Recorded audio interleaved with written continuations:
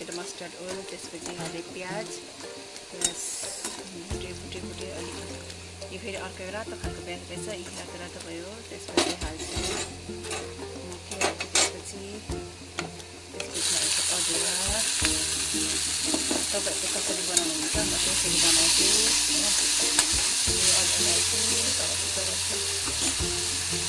टमाटर अलिकति मात्रै बनाएको टमाटर सानो हाल्छु।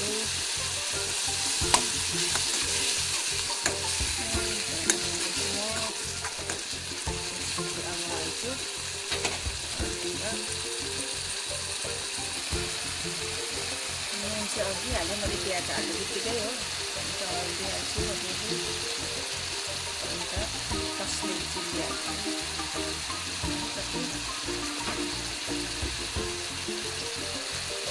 वाचिपा बनाउने तरिका त्यसपछि है साथीहरू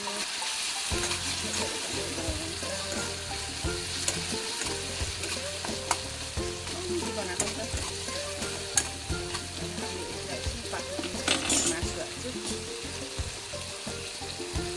अब यसलाई एकछिन पाक्न दिन्छु। प्याज हालेँ, नुन हालेँ, त्यसपछि त्यसपछि टमाटर हालेँ। खोर्सानी चाहिँ हाल्दैन, किन नानीहरूले खान्छ, त्यही भएर खोर्सानी हाल्दिनँ। मैले एकछिन पाक्न दिन्छु, त्यसपछि चाहिँ मासु हाल्छु।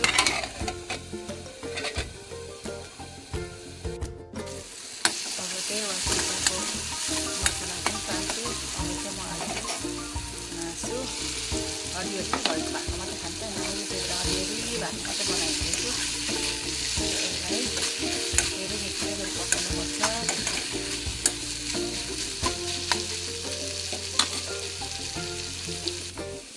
वाचिपाको मेन मसला चाहिँ यो हो, यो तिते हो, यो हाल्छु। अब मासुमा हालेर आधी रसमा हालेर राख्नु हो। यही हो वाचिपाको मसला चाहिँ।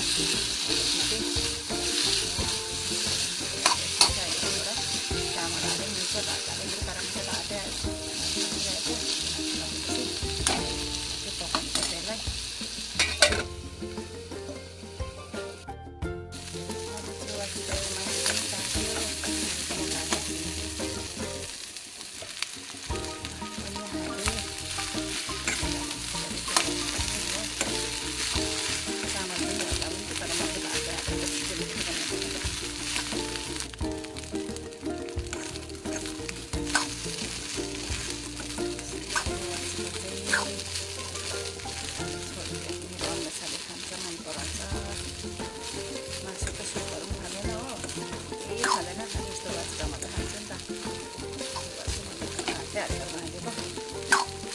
बिरयानी टाइपकै हुन्छ, मसला मात्रै हाल्नु हुँदैन। यसमा चाहिँ अदुवा मात्रै हो मसला, हामी चाहिँ अदुवा मात्रै हाल्छु। म चाहिँ अब अदुवा चाहिँ के हाल्छ थाहा छैन।